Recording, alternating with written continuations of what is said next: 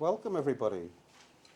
Welcome to Inverness, capital of the Highlands, middle of tourism season. It's lovely to be up here. So, first of all, I'd like to thank every one of you for coming along today. This is the fourth in a series of national, regional roadshows to promote our new town centre action plan. So, today we're going to look at leadership, ambition, collaboration, and we're going to try and just have a discussion about what are the key things through a prism of particularly tourism and culture that can actually help drive progress and prosperity in the towns across Scotland, but primarily today we're talking about the Highland towns.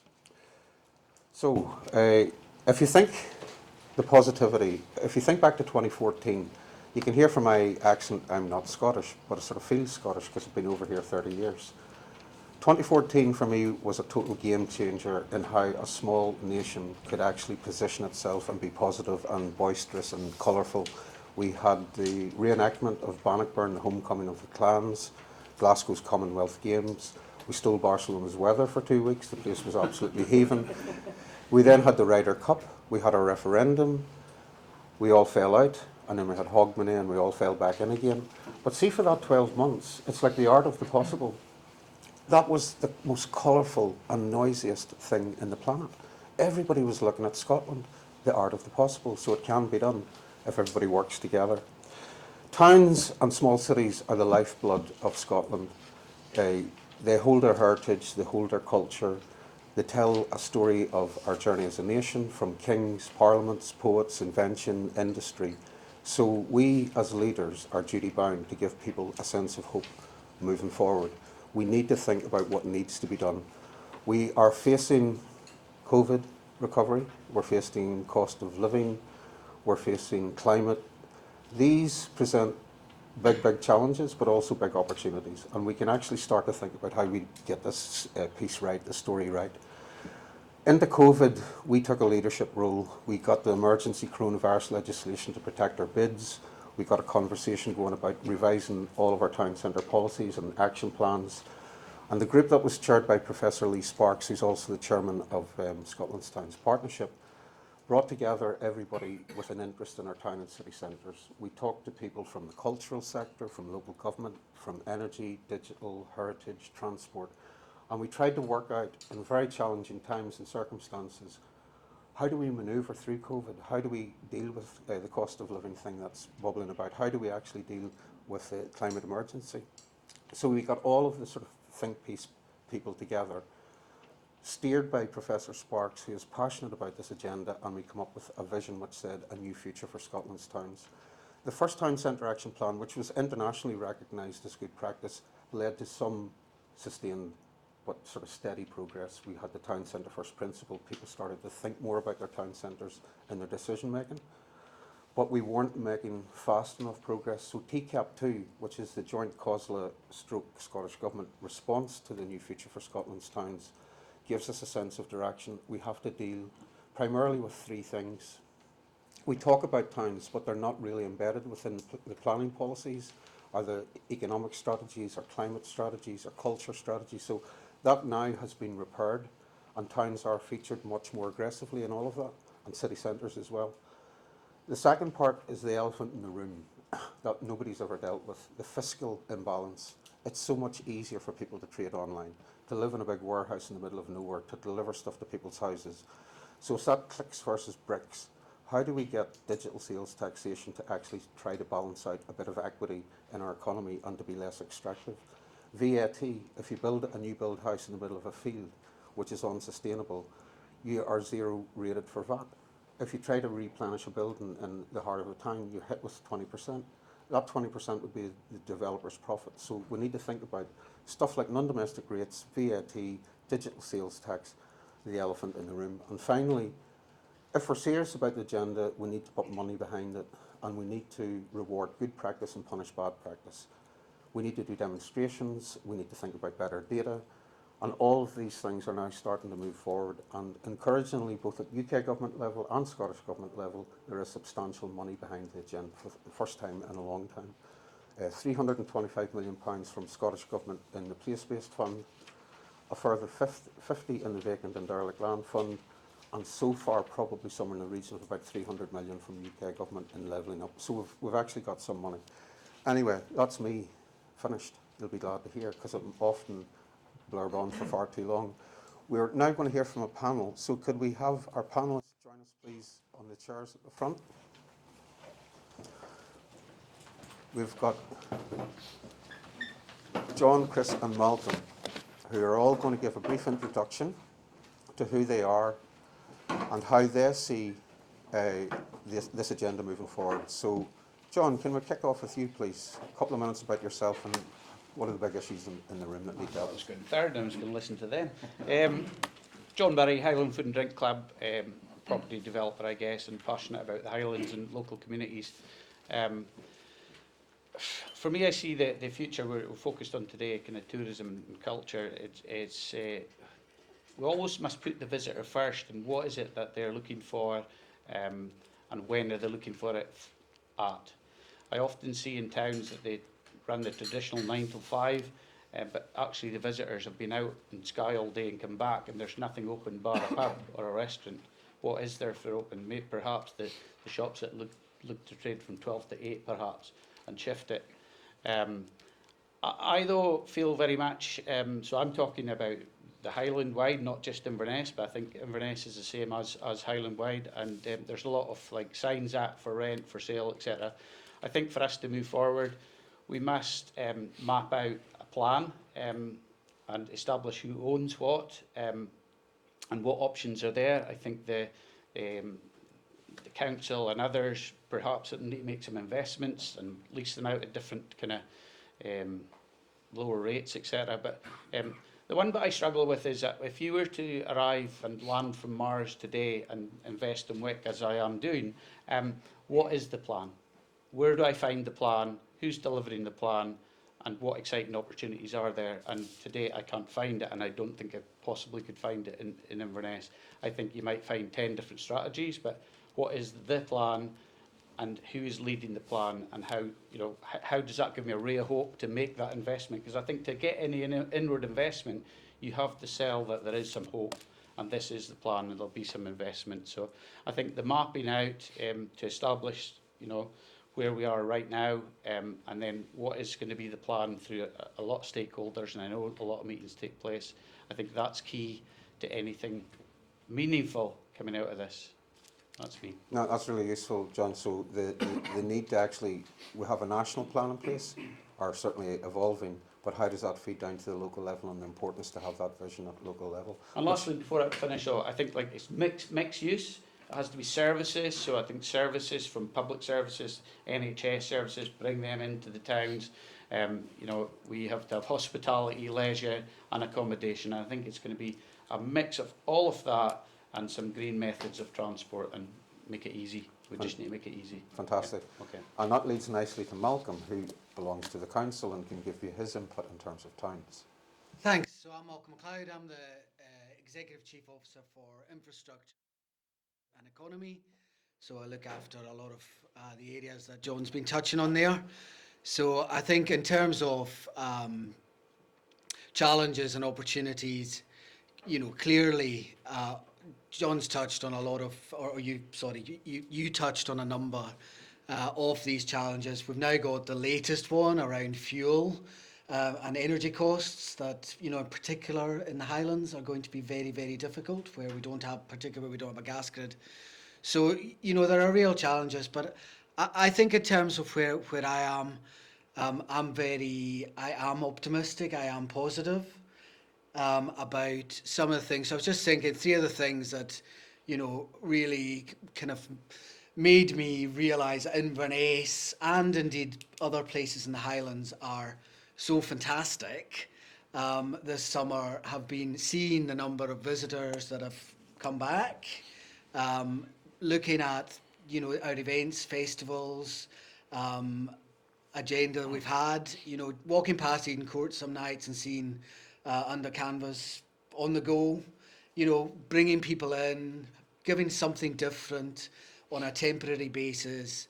I think that's the sort of creative approach we need, and we need not just the public sector to be doing it, but also the private sector to be leading that. And it is about being bold. So one of the big frustrations, I guess, has been that very often we might have bold suggestions for shutting streets, you know, that Edinburgh have been particularly successful with. But no, you can't do it here. But actually, we need to be bold, and we need to be looking at how we actually get people to dwell, increase their dwell time in our. So things like Undercanvas, things like the food trail in Inverness that David's been dealing with. That's how we start to get that kind of increase in footfall. That's not going just for retail purposes. I totally agree about everyone's going through an asset management conversation at the moment. All big organisations, whether public or private, people are working differently. So town centres are going to have to deal with that. And I think it is incumbent on the public sector, and this is my own personal view as much as anything else, it is really incumbent on us to commit to our town centre locations and keep, whether it's 2 days, whether it's 3 days, whether it's 5 days, that people are coming in, that we are focusing in. And if we're retrenching, we're retrenching back in to our centres. I think that's a really important policy position. We all, ideally, we all need to adopt. And it's good to see some of the private sector have done it. 360, opened that new office on Academy Street. It's great to see that they're committed to that. That's me, 2 minutes up already. But the other thing was that being bold also involves us being courageous about linking together policy areas. So, the public transport, I think everyone agrees, needs a huge reset, just given some of the cost pressures they're under. But we do have tools available to us. Under 22s get free bus travel. Are we doing enough to do that, to promote that kind of opportunity that young people have to actually come in? And actually there's a whole new area of customer base we've got to look at there. And residential, conversions. I always like to be positive about what's happening. We are seeing a lot of development. Again, I'm sorry to say, particularly in Inverness, with conversions. It's really good to see. But we've got to address the fact that it is easier for me to go and buy a house from Tulloch's on the edge of Inverness, or any other builder. There are others, so I'm not being specific. It's the same price for me to go and buy a new build, 3-bedroom semi-house on the edge of Inverness than it would be to buy a city centre flat that's been refurbished, in actual cost. And there's something fundamentally wrong there. Yeah. So No, I'll that's shut up. really helpful, Malcolm. I appreciate that. And I think the key message I'm pulling from that's bold. We can't tinker around the edges because we have come to, I think, a paradigm shift in terms of how society's held together with climate, with COVID, with cost of living. But you know what? There's solutions to all of that. And it's just getting the right policies and leadership in place to deliver it.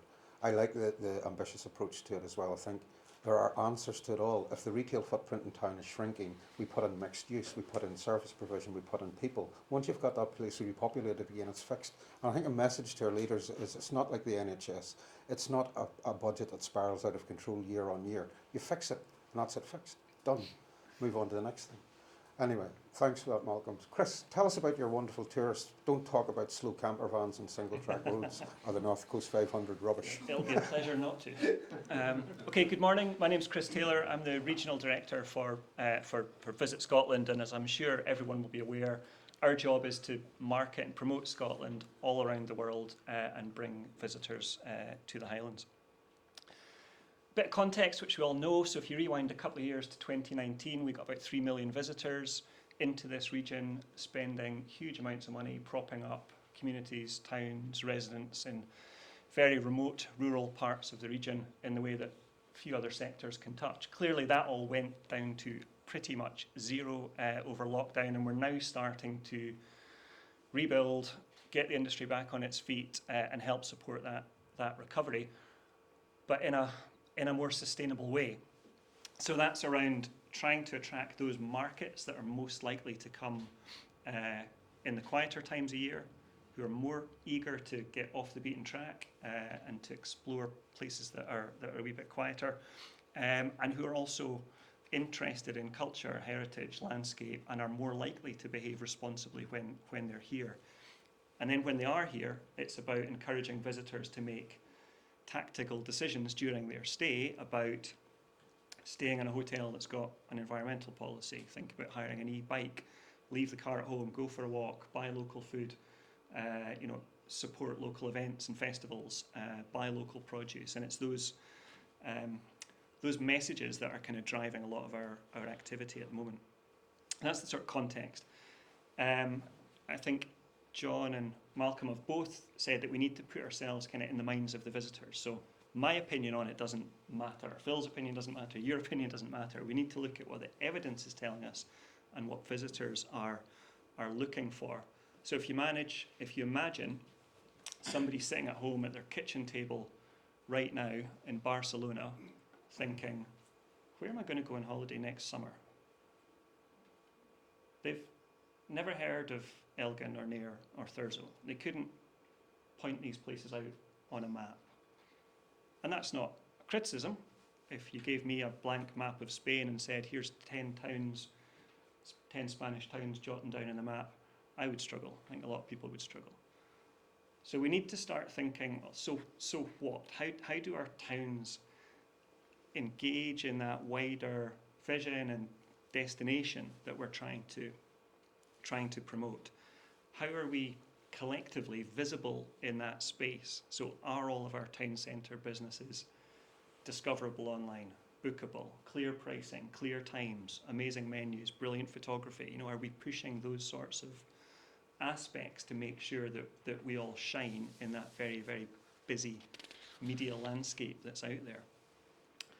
And no visitor, including all of us, is ever going to go on holiday and just visit a town, We want to engage in the countryside and the tours and the adventure and the seaside and the coast and everything else. So how outward looking can we be as town managers in thinking about that connection with the rest of the tourism experience? And how ambitious can we be? So we've heard a lot, probably a common theme about being bold and being ambitious, because the next thing about this person sitting at their kitchen table in Barcelona is they're young. Sorry to break it to you, but a young person 18 to 34. And those are the markets that we've seen huge growth in the last couple of years. About 40% growth in that younger market. So what is a 24-year-old who's got money to spend, who's well-travelled, well-read, interested in culture, leisure, history, activities? What are they looking for from our towns and our towns of the future? So we need to keep all of that in mind. One of the great positives is that younger market are increasingly climate conscious, so they are looking to make smart choices. They want what we have to sell. They want the local produce. They will bite your hand off for Shop Local and Scotland Loves Local type initiatives. That's very much what they're looking for. How do we make it easier for them to find those experiences, buy those experiences, shout about those experiences, tell all their friends about those experiences? So I think collectively do we get more of a spotlight on that in a way that works for the visitors but will also work for local people. But we need to keep that level of ambition, and we need to keep that younger visitor in our mind, because it's what they will choose to spend their money on that will help support the recovery and the success, of all of our towns in this region. Thanks. Brilliant, thanks, Chris. And I think I was talking to Malcolm a couple of years back. We assume a lot of things about Scotland because we live here and we're all happy and we love it. We assume that North America, for example, everybody's coming from an Irish or Scottish descent. There's lots of diaspora. There is, there's 40 million Irish diaspora across the world. There's 25, 30 Scots diaspora. But you know what? When Visit Scotland done a survey, they thought Scotland was a town in London because the demographic has changed. They're all Hispanic. There's a lot of migration. They don't know the story of Scotland. So that idea of making sure we're targeting the right demographic, getting into their heads. And I see them, I've moved up to the Highlands, I'm up in Lochaw. I see these young Europeans coming across and they are really engaged in all of the stuff Chris just talked about. So there's a massive opportunity if we get our product right, we get our message right and we sell it. So thanks for that. You've all got a minute. Well, you've all got the opportunity to say what in your mind is the key priority message that we need to take back to Scottish Government in terms of next steps. What do we need to do? What is the biggest priority that each of you see that the government could help enable to get things moving? And we'll go in the same order as we started, so John.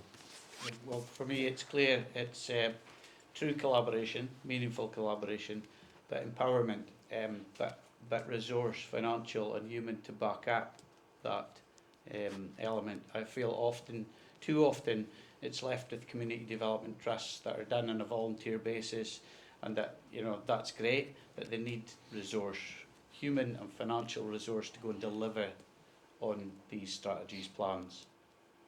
Malcolm? Yeah, two things. One is join up funding streams. Don't split them up into this fund, that fund, this fund, that fund. Transport Scotland, the regeneration division, the housing division. We need one place we can go that's not ring fenced to a particular year. We need to, if we're going to make real change, we need to have joined up funding streams that allow us to plan ahead rather than reacting. That's the first thing.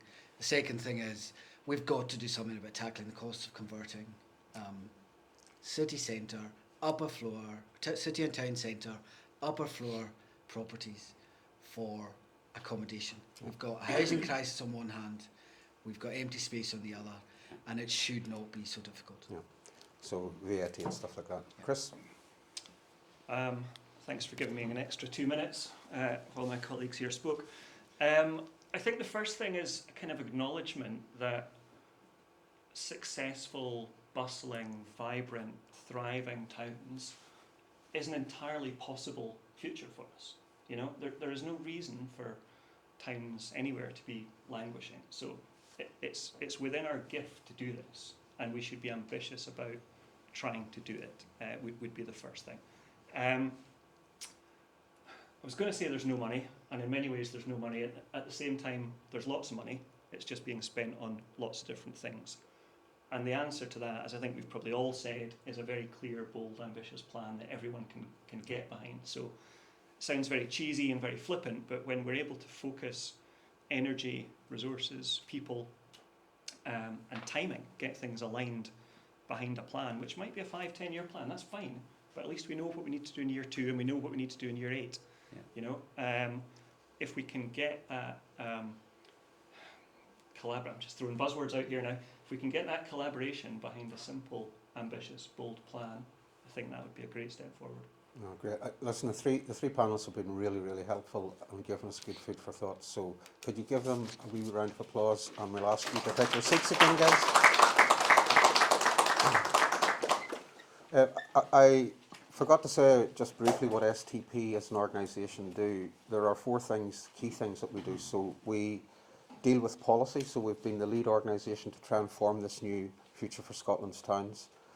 We look after the Scotland's Towns platform, so things like cross-party group resources, media, trying to just promote positivity.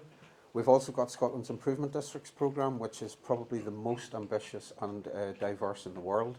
We've got city bids, town bids, island bids, food and drink bids, digital bids, community bids, business park bids. So we've got a good track record in bids. And the final thing we do is Scotland Loves Local, which was born out of the pandemic. This is looking to the future, thinking about sustainability, thinking about climate, thinking about community wealth, thinking about building wealth back into local economies and keeping it there.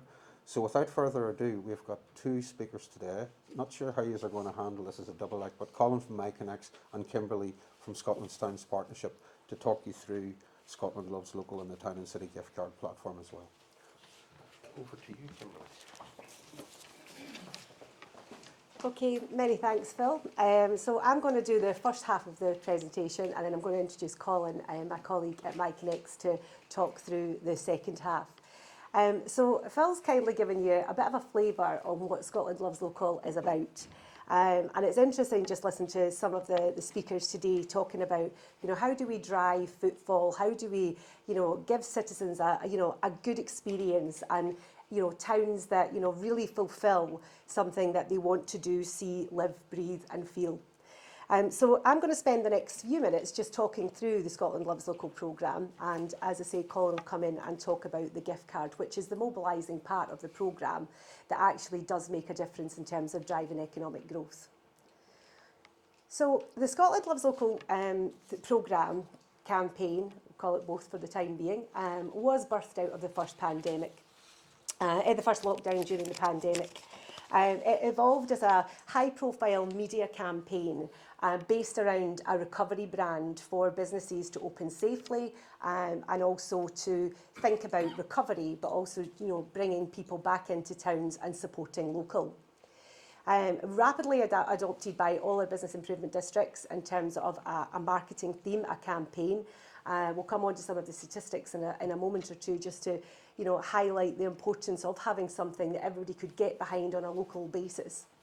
But it really did highlight the need for us all to think and choose and live locally. We learned a lot of new behaviours through that period in terms of people living on a hyper-local basis. Shopping locally, it does help the environment, it reduces food miles. We think about, the bigger net zero aspirations, and there's a lot within that that really can, apply to take the programme forward.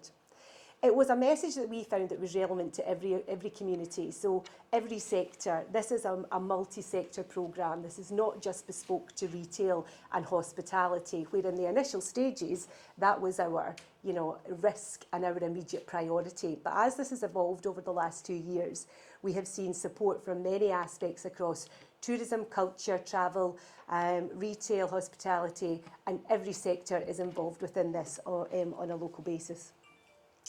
We genuinely believe that it is a force for good in Scotland's longer term recovery, and we see this being a brand that not only brings that recovery message but actually does drive economic stimulus. It brings growth back into local towns, and also puts the towns back to the heart and gives them their heartland back to what we know and learned from the previous decade.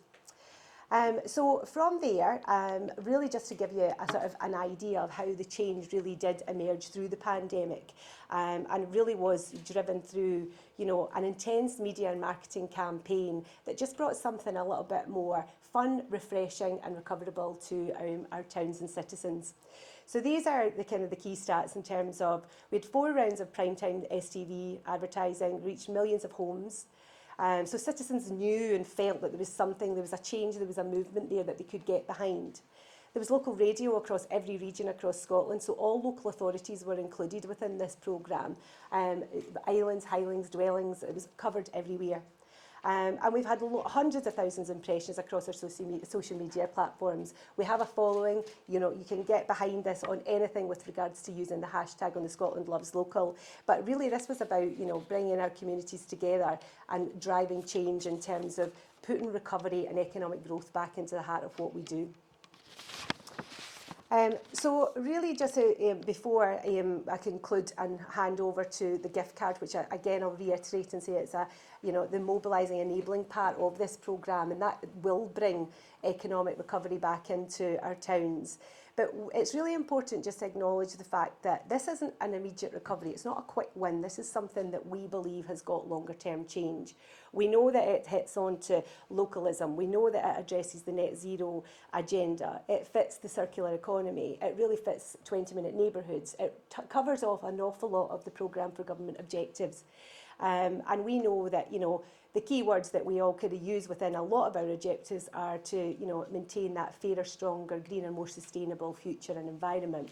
But even taking it onto a base level, it's about protecting local jobs, enhancing local services, and making our communities and towns better places to live and work and visit for the purpose of encouraging that whole wider tourism culture aspect. So as I conclude, the big thing for us now as we progress over, we are working multi-sector. We're working with ScotRail, we're working with Visit Scotland within their tourism aspects. We're looking at care home sector. We're covering all aspects in terms of how do we get Scotland behind a Scotland Loves Local message that actually allows us all to benefit. So the sum of all the parts will actually drive that, economic growth, that sustainable future, and give us all something to work with as we go forward. We know that there are specific sectors that have been hugely hit, and that we're working very hard with them as a key partner and a key delivery partner in terms of, working forward with key strategic objectives that will meet what we need to do. And again, it goes without saying that what we are talking to you about today was approved by COSLA, a lot of the enterprise agencies, including wider stakeholders, including the Chamber of Commerce, Federation of Small Business, goes without saying. But, again, a good example of collaboration, and the three panellists today spoke about collaboration and the importance of joined up thinking. And I think that it's, suffice to say that this is a key programme that really has delivered on all those fronts. So with that in mind, I'm going to hand over to Colin, who's going to talk to you about the gift card. Thanks, Kimberly. Hi everyone, I'm Colin Monroe, Managing Director of MyConnex. We're a fintech based down the road in Perth in Scotland, and we provide local currency programs for 150 towns and cities across the UK, Ireland and North America. It was launched, our first gift card program was launched in Perth, working with local authority Perth and Ross Council there to try and create a program that drove and locked in local spend for the business community. And we went on to work with other towns and cities in Scotland and across the United Kingdom, who then took up that opportunity to create their own programmes. And on the back of that success, Scottish Government got involved, Scotland's Towns Partnership, and went, how do we create an infrastructure really that provides this opportunity to all the businesses in Scotland? And that's where the Scotland Loves Local gift card programme came from. And first thing to emphasise is that it's called the Scotland Loves Local gift card programme, but it's actually 32 different gift card programmes, one for each of the local authorities in Scotland. And it's an infrastructure that's been paid for and provided for all of the local authorities so that they can start to explore how to use this type of local currency to drive local spend. And we're going to come on to some examples of how that's been used in other parts of the country and the world. It's completely free for every business. That's a key fact. It's like free for every business to be part of it. So that provides the opportunity for every business, regardless of where they are in Scotland, if they can accept MasterCard, they can accept the Scotland Loves Local gift card programme. And I think, kind of following on some of the comments that have been made already, this is then, what do you do with it? Where's the ambition to use this infrastructure? How can it be used? And our job, I guess, together is to provide examples and share best practice to kind of stimulate that usage. The result is local spend. That's what we're looking for. So how does it work? So, for me, and we're going to come on this a little bit in the wrong order of the way that I usually present this, and it was me that put the slides in this order, so hands up on that one. But I think the key element to focus in on is that user experience. And we were talking about put yourself in the shoes of receiving a Highlands gift card. That's what do you do next? Well, you have to look. You have to look to see where you can spend that locally. And that's a good thing. I use the word have to, but it's an opportunity because you're using someone else's money. It's a gift card. Someone's giving you that card. And we'll come on to who might give you that card in the next part. But this part is what happens next. And this is, you look to see where you can spend it, you do a bit of research, and you get out there and you spend money. You have to come into town, you have to go into that business, and people take the opportunity to explore. And some stats on the screen there. So 43% of gift card recipients have made a one-off purchase at a brand new business. So people use this opportunity to walk through the door of a business for the first time with money to spend. That's what it's all about. On an average, people spend around about 65% more than the value they've been gifted. So this is a way of stimulating spend in the local economy. So how do we get them into circulation? The infrastructure's there. We need to get businesses to register. And that's been really successful in the Highlands, and Nairn bids have been, getting all their businesses involved, and there's hundreds of businesses already registered for this. It can be themed, so talking about should we have a Highlands food and drink gift card? Well, we already have one. It's just about packaging it up and driving spend into that sector of the economy. Should we have a student gift card for Inverness that engages students that live here, and they get a gift card when they move into their accommodation for the first time? You've already got it. This infrastructure provides these opportunities. So there's kind of three main ways in my mind that these cards get into circulation. There's consumer to consumer gifting, So you can purchase the gift card from the Scotland Gifts local website and you can send it to someone else. That's a classic use case. Hallmark holidays, you know, thank yous, whatever you want to do, whatever the reason for that gifting is. Well, here's a perfect solution, because the person that receives it is going to love spending it locally and finding a new business perhaps and sharing that experience. The second part is, you know, engaging employers. 81% of employers give a non-cash incentive or reward to their staff. A lot of that is Amazon gift cards. So, and there's a discretionary tax benefit for giving your staff a £50 non-cash gift card, non-cash reward to your staff, which doesn't have any tax implications to the employer or the employee. So let's get all the employers giving their staff Highlands gift cards instead of Amazon gift cards and directing that money into the local economy. And then the third sort of example of use case for this is disbursement of local government or public funds to people that are potentially in need of additional support.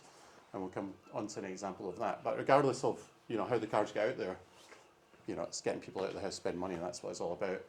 It's going to direct people to the Scotland Gifts local website, where there's a whole range of case studies and examples of how this program's getting used across the country. And then I mentioned disbursement, so there was obviously the COVID Recovery Fund, LACER Fund that was distributed across the local authorities, and some of the local authorities have taken the opportunity to look at that and say, hey, how about we use the gift card programme to give this money to the people that are in receipt of support, so people in receipt of council tax reduction. Glasgow City Council just did that. The cards were mailed out on the 12th of August, so very, very recently. 83,000 cards with £105 each on the cards, so that's about £8.8 million that went out to residents. You know, 75% of these cards now have been activated, and 2.2 million has been spent in Glasgow businesses. That money's locked in for Glasgow businesses. And what we can't track, unfortunately, is the overspend. You know, how much more money did people spend? How many new businesses were visited? Did they take people with them when they went to spend that money? But we can track, we can measure all this down into individual business level. So that's successful. Aberdeen, there's another 3, 4, 5 local authorities that are going to be doing the same with that fund. So it's just an example of how this kind of local currency infrastructure can be used. Second example, since we're in Inverness and there's a tourism theme running through this event, is an example from one of our clients over in Prince Edward Island in Canada. If you ever get the chance, I would encourage you to go. I've not been. I'm very jealous because they've got a card called the Canada's Food Island gift card. So they put their brand front and centre and use this as a way to communicate what Prince Edward Island has to offer. They did it as a response to COVID lockdowns. They got ahead of the game and they went, right, what can we do to restart the tourism industry when we can? So what they did was they brought in a gift card programme. They linked up all of the restaurants, about 130 restaurants, where you can spend this card. And then they discounted the card for all the accommodation providers who put it into welcome packs. And they loaded $4.8 million worth of gift cards in a 12-month period. And now they're using it as a way to fill their shoulder seasons either side of their main period, because it was so popular with consumers. Again, you know, what can we do from a consumer perspective? Well, there's another use case about how you can drive business. And what do people do when they arrive on the island? They get their Canada's Food Island gift cards, and they have a look around and they go out and spend money, you know, and you can link that not just to restaurants at that point and get them to explore more of the economy. So the gift cards are sold via the Scotland Gifts local website. It's super easy to spend. It's a MasterCard, so you walk into the business that you found, you spend money, you pay using the card, the business gets their money, no additional fees involved. And yeah, next steps are, you know, working together. There's a lot of support for this programme centrally from Scotland's Towns Partnership, from MyConnects. We can work with local authorities, stakeholders, individual businesses, towns, whoever wants to explore how to get the most out of this type of programme for their business communities. Thank you. Thanks very much. Possibly gone over there. No, it's fine, it's fine. I don't think we should understate the power of this, because whilst it's called a gift card, it's not really, it's digital currency, it's real money. And the example of Glasgow to me is the best example so far, where they identified all of their low-income households because of the cost of living crisis ahead of them.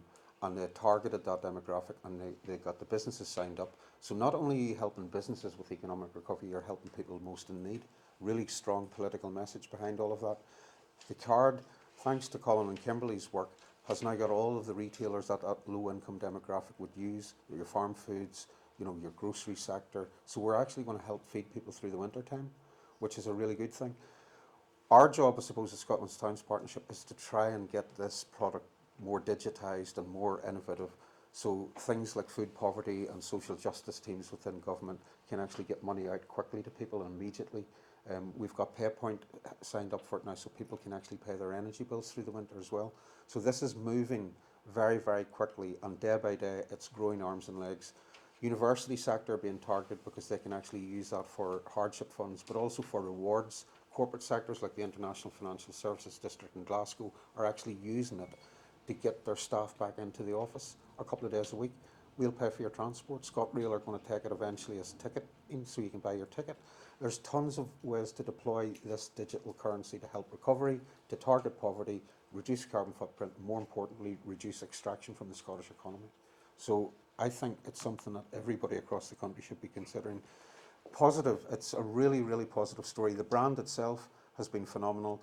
I walk around my towns like Oban and Campbelltown and Inverary. Virtually every shop window has lifted this logo and have started to embrace the idea of localism, sustainability, Scotland. So there's something to build on moving forward.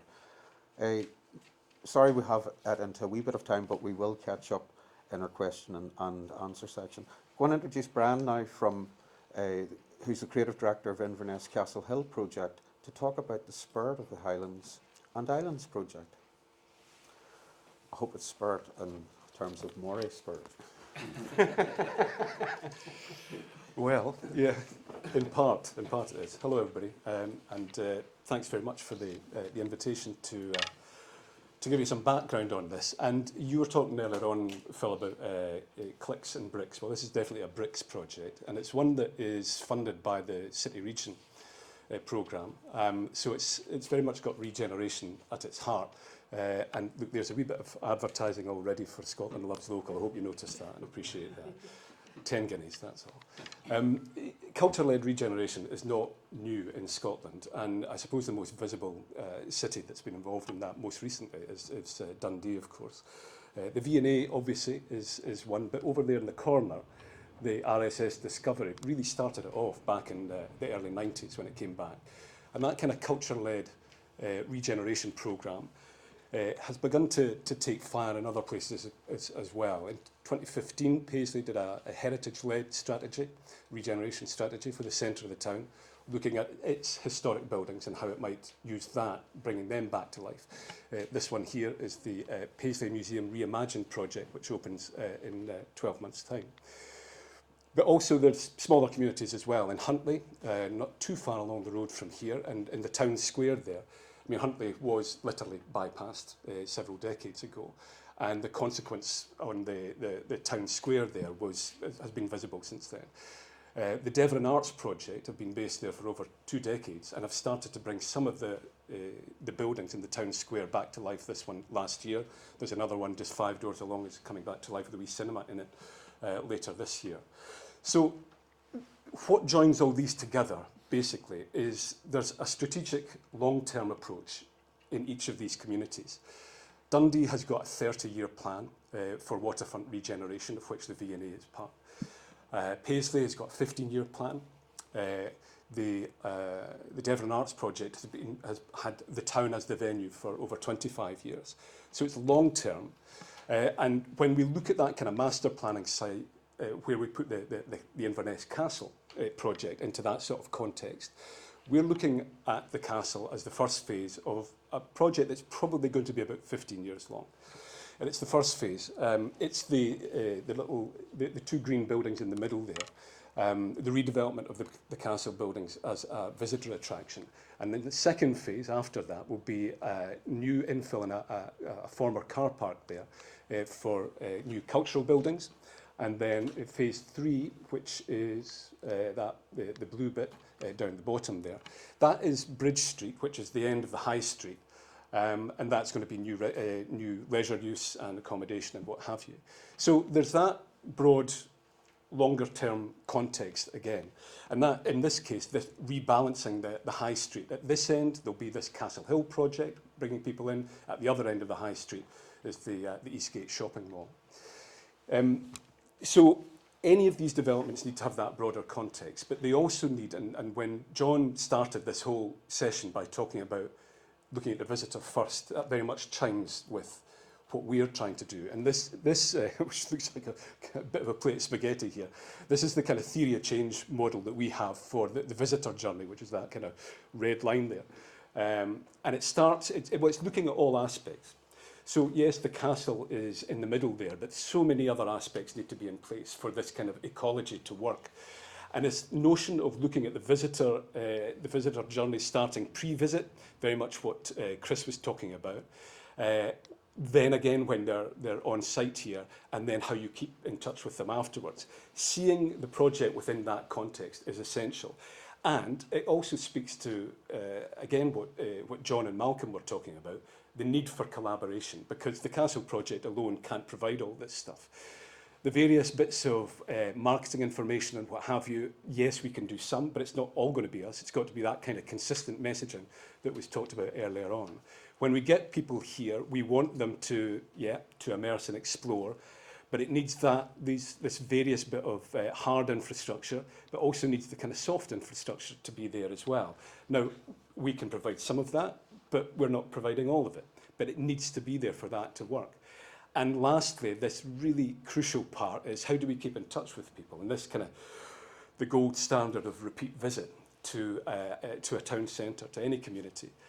How do we re-engage with people and bring them back? Well, the castle project is all about footfall, as the kind of enshrined in the vision statement there. It's all about bringing people into the centre of Inverness and then directing them out to other parts of the Highlands and Islands, and using culture as a way of doing that. Now, again, please note, okay, flying the flag here, keeping it corporate. For those who don't know the castle, it is just 200 yards along there, and it's very central in the middle of the town. And it's two Victorian buildings. This was designed and built as a courthouse and operated as a courthouse until last year. And this was the old prison, which was converted some 100 years ago. So it's a nice looking building. People are attracted to it naturally, but it was a courthouse, so people couldn't get in. What we're doing is converting inside and joining them up with a one-storey building in the middle there.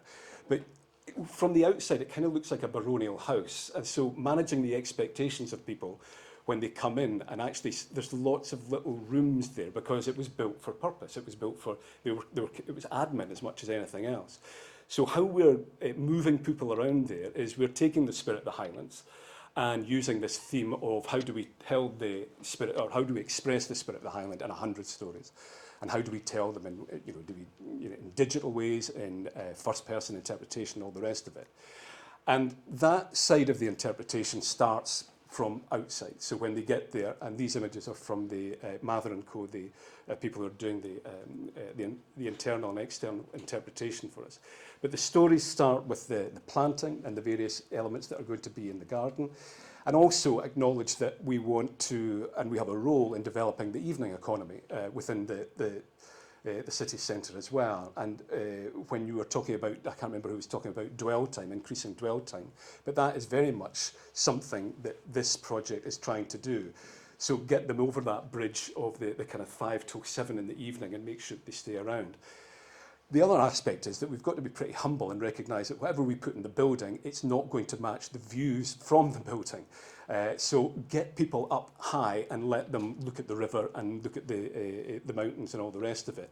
And we've been lucky in that we've found architectural solutions that have allowed us to do that. And again, this will be at all times of the day. There's also that element of we need to have events on at different parts of the day as well. It's not just build it, do the conversion and they will come.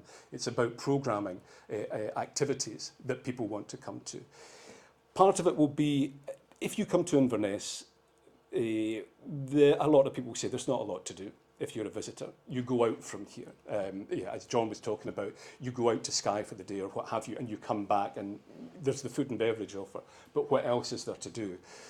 And so we want this to be an unexpected offer. So the stories will be unexpected bits of the Highlands, and some of the offer as well as people come in, the environments that they come into, particularly the beginning and the end, are going to be quite digital, quite immersive, use a lot of projection and what have you. Alongside the more conventional F&B areas, which will still have elements of interest as well, that we hope. And there's this essential connection to other parts of the area and to the communities within the Highlands and Islands. Part of that will be expressed through this project, the Tapestry of the Highlands and Islands, which is being created as we sit.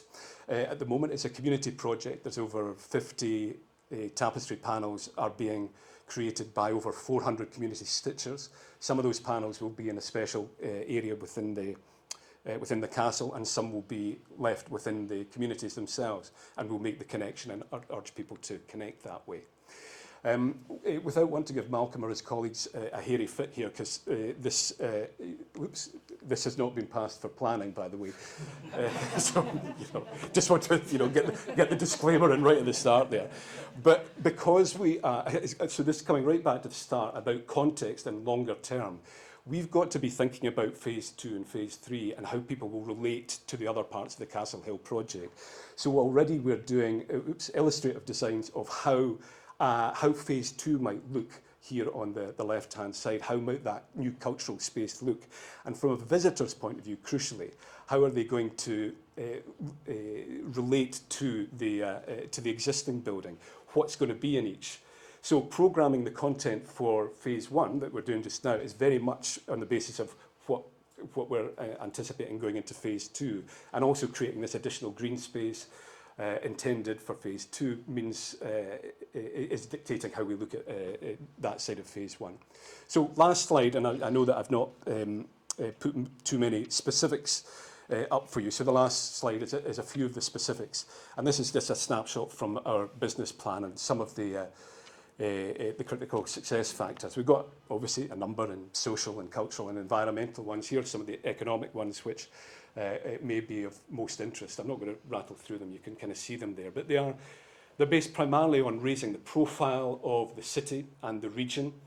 And I think the name will help to do that. Chris made the point that nobody knows Elgin or Nairn.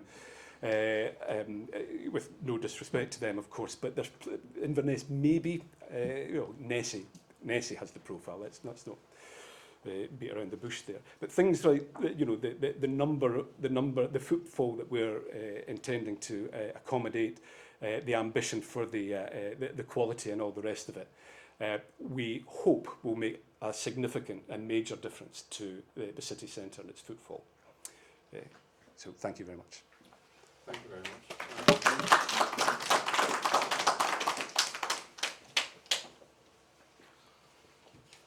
much. Culture is critical in terms of regeneration, and I see some of the plans come forward. I mean, the story of Falkirk, even when you take a look at the Kelpies and the Wheel and the whole Townscape Heritage Programme. 10 years ago, if you landed in Falkirk, you literally were going to either Stirling and Edinburgh, and you made a mistake. And you thought, how do I get out of this grey place with a big chimney in the background? See now, roll forward 10 years, there's 1 million people go to that town every year that didn't go before and have a good experience. Callendar House, the Antonine Wall, there's a really big, strong story in what was a town that made black pots and sent them to Africa. So if you get your story right and dream big, between the canals, the Kelpies, all of that sort of cultural regeneration has really benefited the town of Falkirk. So where there's a will, there's a way. We're still very much on time, on point. The speakers have been brilliant so far. We've had a really good session. We're now going to hear from a group of our business improvement districts. I'm going to invite each of the improvement districts up individually. So without further ado, Gemma, manager from Embrace Elgin, and you can get your boot in because of what he said about Elgin.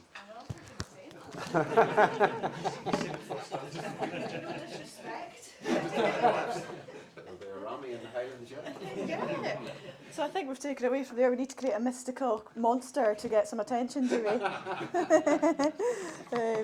So hi everyone, I'm Gemma from Embrace Elgin, Elgin Business Improvement District. So just to give you a quick overview, we are funded by our business members, so the business community in Elgin City Centre, and responsible for improving the area, which is a very hard job, must admit. So I'm also going to fly the flag a little bit, following on from kind of Colin and Kimberly at Myconix on the Scotland Loves Local. So we launched the Elgin gift card in 2018. So it's been a huge success, but I would say our biggest success was 2020, where we doubled our sales basically from the year before. And since then it's just been continuing on, and that is really from the Scotland Loves Local project, which has been fantastic. It's been really good. And again, that's also brought a lot of members on board for us as well, so that's also, give us a big thumbs up for that. So I'm just here to talk about a little bit what we've done to kind of help Elgin, I guess.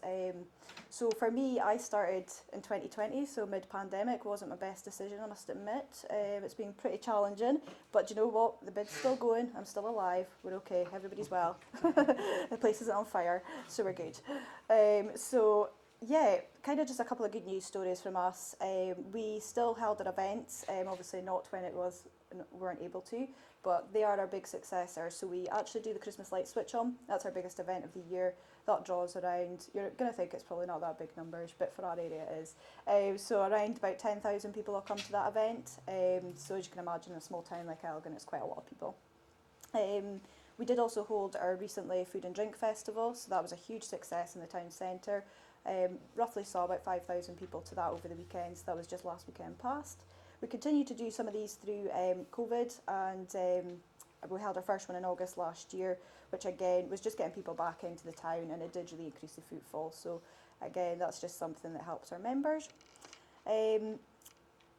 Something else that was identified in our business plan, which is sometimes hard to do when you know, you're so fast paced and you're in the moment. So when COVID came, it gave us a little bit of breathing space, and actually realised that we do need to bring it back to basics. So something that we did do was keeping the town centre clean. That was identified, taking in an actual contractor to make sure that the town is clean.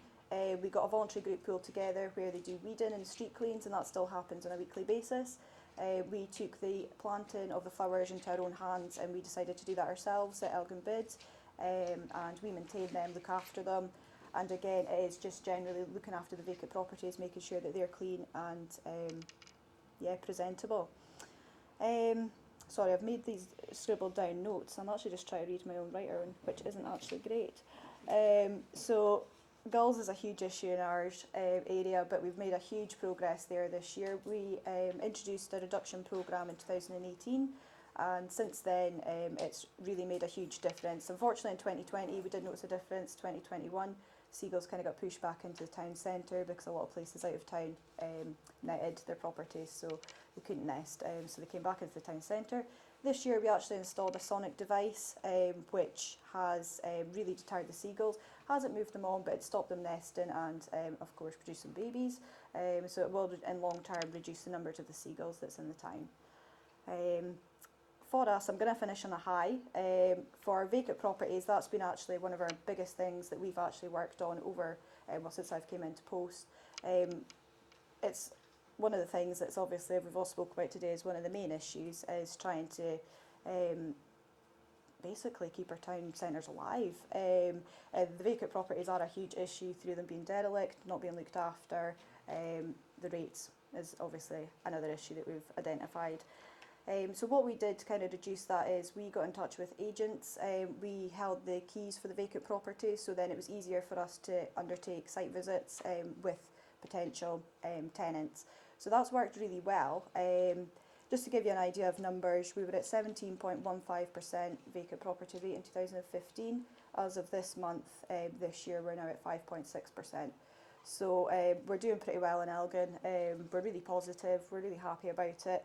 Another thing that we do is we work really closely with the Moray Council, and we actually get the relevant departments in for the site visits, and yeah, that's been a big help to our potential members, they say, you know, they know exactly what they need to do to adhere to all the regulations and actually see if it's feasible before they even commit to the property.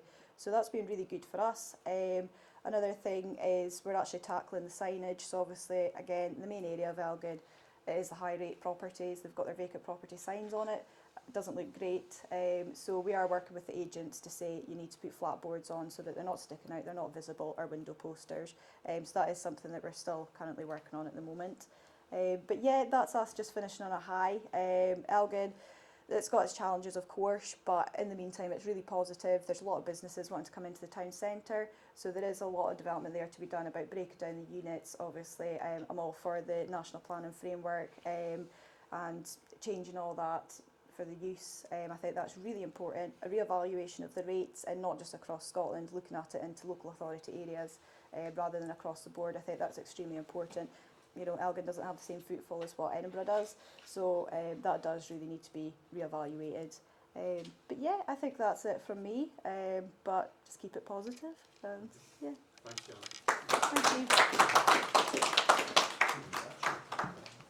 I love whenever bids stand up and talk, and they always say we do Santa Claus and a Christmas tree, and then you actually get into the depth of what to do. Which has been reducing the vacancies, looking after the hygiene of the place, dealing with the you know, the nuisance pest problem, etc. So sometimes I think bids just undersell themselves. And last but not least, Branny's going to talk to us about Inverness Loch Ness. Branny, over to you. Nice to have you. Okay. So hi everyone, I'm Bryony. I'm the Destination Development Manager at Visit Inverness Loch Ness. So I'll tell you a wee bit about us.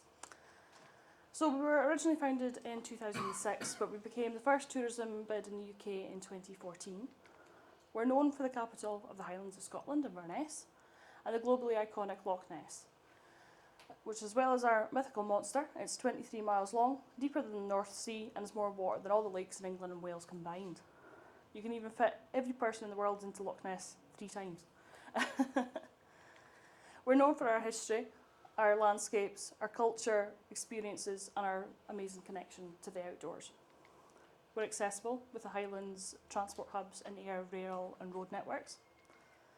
We cover 44 communities across 1,200 square miles within our destination area. And 26% of all people around Loch Ness are directly employed by tourism.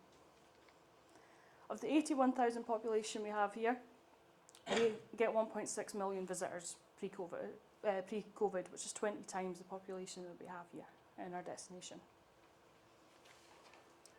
And our economic impact of tourism for the area is £330 million. So, we work on a business plan, and this is just kind of the main kind of backbone of our business plan. So we cover everything from marketing to business events, to our infrastructure, to business development, to general events like the Loch Ness Challenge that we did in May, and our all-important membership services as well, which is our day-to-day. So our membership of 500 businesses includes small businesses like this one, Cameron's Tea Room. I haven't got sound today, so I won't be able to do the videos, so I'll just pass that. So since 2014, every pound received in our membership fees has been doubled before being invested back into our destination. This is a total of £2.4 million because of our existence as a tourism bid. Arcot Castle. It's our number one attraction within our destination. And when we were first founded in 2006, it had 180,000 visitors. In 2019, it had 519,000 visitors. That's triple the amount of numbers since our existence as a tourism bid. Net zero. So, with our visitors, we try and promote sustainable choices and decision making. And as an organisation at Visit Inverness Loch Ness, we have become the first carbon neutral bid in the UK. We've signed the Glasgow Tourism Declaration, and tourism declares a climate emergency. Within our businesses and our destination, the outcome of the COP26 was to develop climate action plans in tourism. Visit Scotland selected our destination as one of 3 for a pilot project, and our climate action plan was launched back in June there, and it's currently ongoing with the various projects within that. Our sustainability vision. It's not too late. We are the last generation able to do something to ensure our climate is safe for generations to come. Climate action and sustainability is at the forefront of the Inverness Loch Ness destination, and it's back to that thing of working collaboratively. We need to do so with our stakeholders across the destination so that we can ensure what we do going forward is in the best interest of our people, our visitors, and most importantly, our environment. Our purpose as an organisation is clear. We need to use tourism to positively enhance life for our local people and deliver its cultural, social and economic benefits. So, some threats and opportunity. As you all know, within tourism, staffing is a major issue at the moment. It's something that we are working with our members on a daily basis. Seasonality. It's back also to that thing of sustainability. We don't want people just here in the summer, we want them here all year round. And we are currently working on marketing campaigns to bring people in the autumn and winter, not just the summer. And then back to that collaboration and partnership. That's the major opportunity for us. And this is what makes it successful. This is just a handful of businesses and organisations that we work with on a yearly basis. But what are we doing now? So 90% of our business plan for 2019 to 2024 has been completed. We have a social reach of 23.6 million in 12 months. We have 25,000 website referrals in the last 3 months for our members. And over £200,000 has been spent in strategic marketing investment over the last 12 months. This includes campaigns and promotional videos.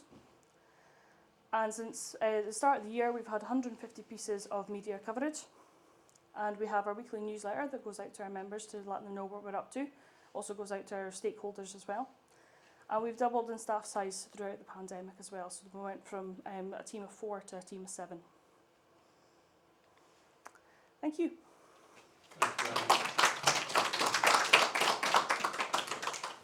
I think just not short snapshot of what the bids do. We've got a city bid, we've a town bid, we've a tourism bid. It does show you the flexibility. If you take a step back and just think what bids are, basically it is a collective of local businesses who co-invest in their own improvement. So it's a no-brainer if you actually think the concept. Going to cast back just briefly to Brian's comment about cultural regeneration and the visions of Paisley that you've seen, and another call out for 360, because Rory's here. We did some work with 360 to develop a sort of template about what the new future of high streets would look like. So if you do get a chance, go onto the website, and there's a document around what potentially our high streets and our town centres can look like in the future. I'm going to open it up now to people on the floor. We've heard quite a bit today in terms of challenge, opportunity, priorities, etc. We're thinking about culture and tourism as a key driver up here. So has anybody in the audience got any comments they would like to add just now? I do, I agree, and the North Coast 500 is probably a prime example of launching something without sort of putting the infrastructure. And I would just add, if we put communities, businesses and visitors at the forefront of everything else will flow. Yeah.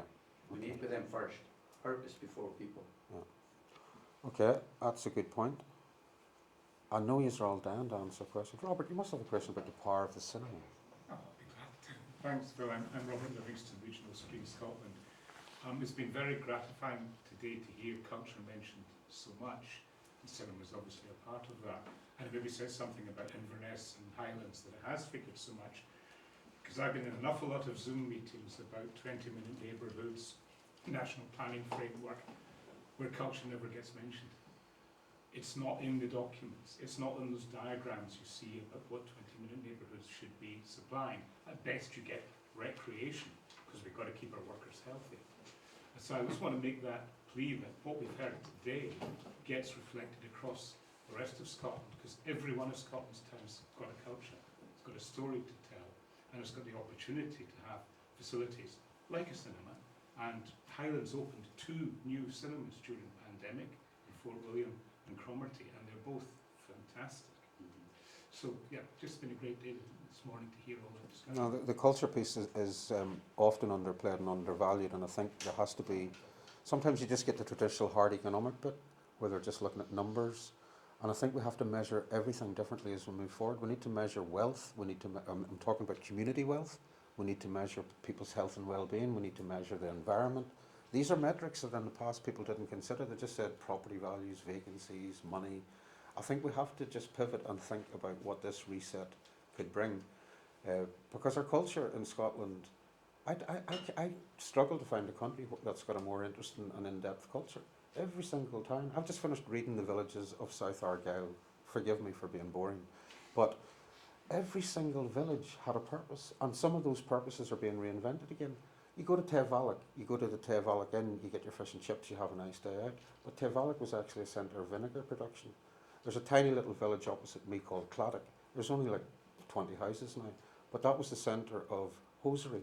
They basically made tights, and it was global, you know. So every little nugget, I think we need to express that, and we get our citizens inspired by it, because that is a way just to get people, their mental health improved, their pride in their place improved, but also the better tourism piece in the longer run. David, you are the boss, so you can have a big question. Spoilers to this side, not me. I think that the culture bit is really, thanks Will and thanks for this morning, the culture bit is so crucial to us. And I think Inverness has proven itself to be quite brave, taking on what the statements made earlier. You know, we delivered an art project that was mildly controversial, but that's what art projects do. And we have a piece on the River Ness, and it was the only capital programme that was started by Creative Scotland in 2012 that actually survived as a public art programme. So we got through quite a lot of barriers. So we are brave. We need to, and taking on Lorraine's point, we need to be brave together and stand together on this and work through the challenges that it faces. And then if you do that, you get things like that, inspiring WASPs to invest in Inverness with a fantastic art studio, and also to get the confidence of councillors to put the money behind through the Common Good Fund to invest in the Victorian market, which is coming to fruition now. We've got excellent core tenants there, and we're going to be opening that soon. So we are brave, we are ready to work together as a council, and taking Malcolm's point, give us the tools and we'll deliver. Thanks. Okay. Any further questions, guys, before I wrap up in a wee summary? No? Okay. I'll go back to the point that our towns and cities basically are the lifeblood of our country. We do have challenges ahead. I'm not going to understate that. It's a very difficult point in time for everybody, particularly people on very low incomes. So we do need to be compassionate. We've seen a lot of that through COVID. But we also need to be bold, and we need to be honest. One of the key learnings, I think, from COVID was that where you seen success was where you had local collaboration and transparency and openness and honesty. And a lot of local government activity was fleet of foot all of a sudden because they were given permission by central government. That then inspired them to cede some power down to community groups, and we got a lot of really good civic action across the piece because people were in need. If we can take that type of culture and mindset forward in a time when we need to, I think we've got a much better chance. John had asked about better local town plans and more resources and honesty about not throwing the keys over to communities and leaving them alone. Actually, that collaborative approach isn't necessarily longer term. Malcolm talked about public sector leadership. There's a big role for public sector, despite having resource constraint, to actually be the facilitator in all of this, to actually help through planning, through building control, through policy, etc. Not necessarily always resource, but just making it easier for developers and communities to get things done. He also talked about central government simplifying the whole process. There has been a step towards that with the place-based investment fund, trying to pull together a number of funds into one place, and also the community sector funding has been simplified, but there's more needs to be done. And it's not just the job of regeneration to fix everything, it's everybody's responsibility. I go into a room and say, who's got an issue with their town centre? Every single hand goes up, and then it goes, right, who's ready to fix it? And there's maybe one or two hands left up. It's everybody's responsibility, whether you're in health and social care, or education, transport, energy, everybody should be around the table. And I think Malcolm's point, if we can get to that point with better town teams in place, better plans that John talked about, it's actually deliverable. I think the simplicity of the problem and the solution it cannot be understated. We just have too much retail that's no longer needed. We need to have better service provision for our changing demographics, so health facilities, education facilities, more people living in town centres. The space is already there. We look at policies to try and reduce the VAT burden and encourage incentive development. We change the model of developers telling us we all like to live in a wee box in a field in the middle of nowhere, travel 50 miles to work, we don't know our neighbours. That's not a community. We need to make our towns and cities something to live in. So to me, it is quite straightforward. Chris talked about, again, collaboration, better understanding of what we have as a country, who's coming and how do we keep them coming. Brian talked about how cultural regeneration and innovation can actually reignite and make the city colourful as well as more prosperous. Our bids collectively talked about innovation and importantly how their hyper-local knowledge can actually help with leadership at a point whenever people are needing some leadership. I think personally we've got a chance to reset and rebuild. We're in a wee bit of a political vacuum, as we all understand, but I see that as a very short-term hiatus. I think we've got the possibility and the potential to do things a lot better if we get the right leadership and policies in place. I also firmly believe that the new future for Scotland's towns has given us a lot of the answers. Also dealing with the elephant in the room, the fiscal imbalance, etc., gives people a sense of hope and a way to move forward. So, this is a first. Phil has finished a conference early. So, without further ado, I'd like to all the speakers and all the participants who helped today, all the delegates for coming along to listen. I think we've had some food for thought, and I'm leaving here positive because what I've heard is solutions. I haven't heard people moaning and whining about stuff. I've just heard them saying what works, what's good, and the potential. So I think we need to build on that. It is going to be hard for a couple of months, but we'll get through it. John? What's next? Who's taking the lead? At the minute, we're going through we'll have another 2 series of regional roadshows. We're then, 6th of September, we're going back to the Minister with the initial findings from all of this.